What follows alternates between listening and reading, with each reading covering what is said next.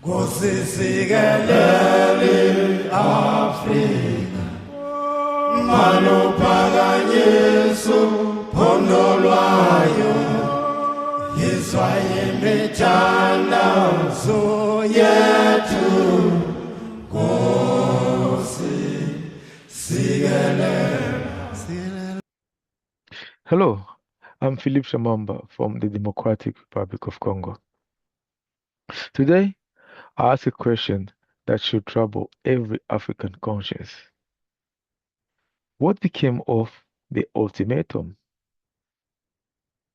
On the 30th of June 2026, groups claiming to speak for frustrated South Africans demanded that African migrants leave the country. Across social media and in public demonstration, threats were made. Fear spread through immigrant community. Families stayed indoors. Businesses closed their doors. Some packed their belongings, uncertain whether they would still have a place to call home in South Africa. Well, the deadline has now passed. South Africa did not witness the mass expulsion that some had demanded. South African constitution remains in force. The rule of law has prevailed, yet anxieties exposed by the ultimatum have not disappeared. Why? Well, this was never merely about immigration. But what was it about? It was about identity. It was about unemployment. It was about inequality. It was about the painful question of who should bear responsibility to the economic hardship facing millions of South Africans. And somewhere along the way, fellow Africans became the easiest target. But let us pause for a moment. Ask ourselves a question.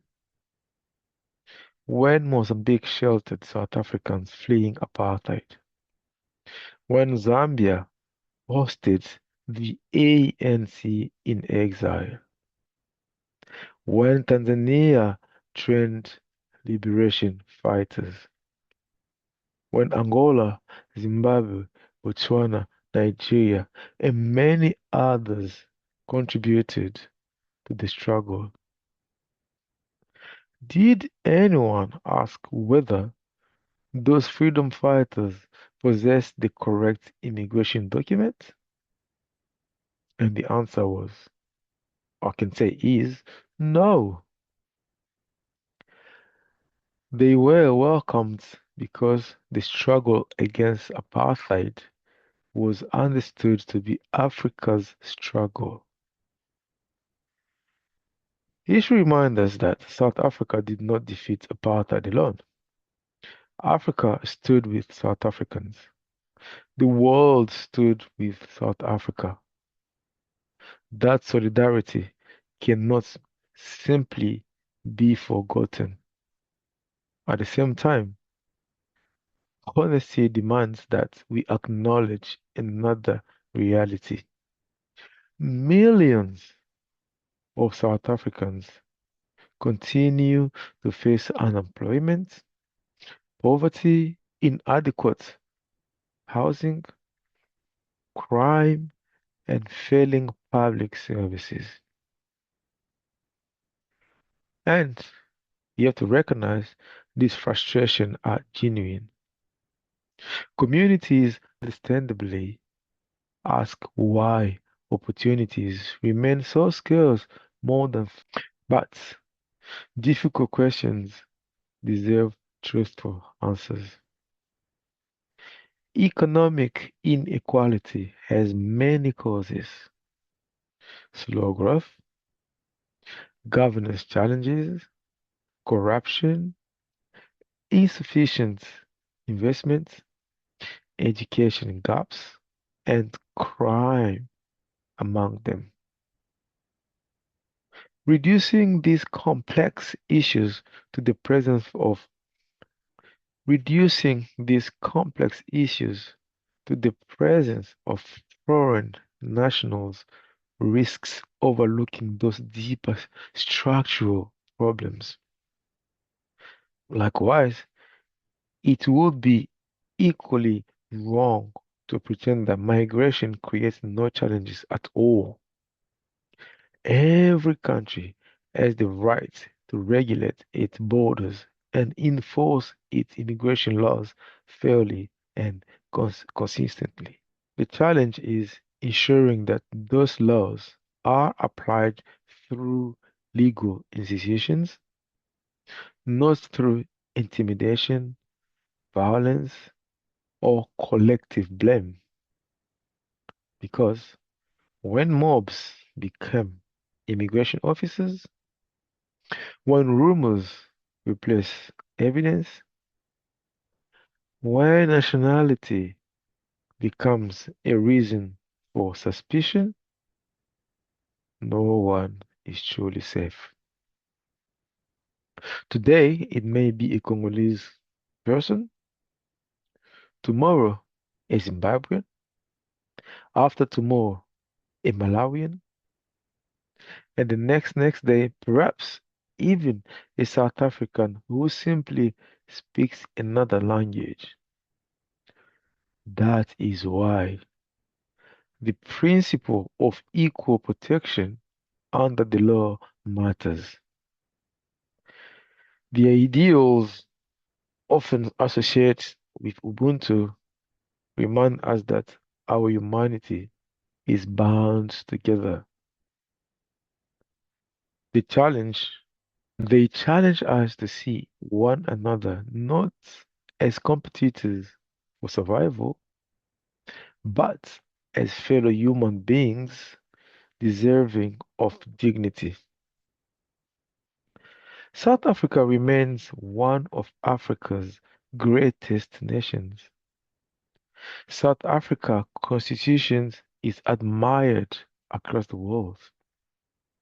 South Africa courts of law continue to uphold the rule of law. South African universities educate thousands of students from across the continent. South African economy remains deeply interconnected with the rest of Africa. And millions of South Africans continue every day to reject hatred and stand in solidarity with their neighbors. That story deserves to be told as well. The question before us, therefore, is not whether South Africa belongs to South Africans. Of course, South Africa belongs to South Africans. The real question is this: can South Africa address unemployment? Can South Africa address inequality, crime, and irregular migration while remaining faithful to the democratic values for which so many sacrificed their lives? Because history will not judge us only by how we protected the borders. It will judge us by how we treated one another. Africa's future cannot be built through fear. It cannot be built through division. It can never be built by turning brother against brother. The continent's greatest strength has always been its capacity for solidarity in moments of crisis. Perhaps now is another such moment. A moment to replace slogans with solutions. A moment to replace suspicion with dialogue. A moment to replace anger with accountability.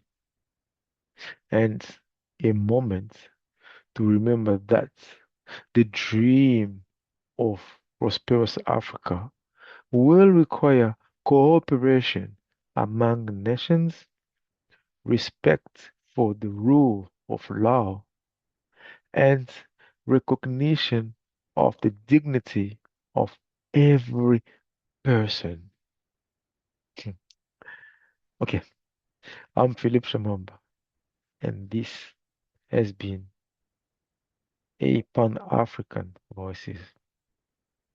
Until next time, let's keep the conversation alive and keep Africa united.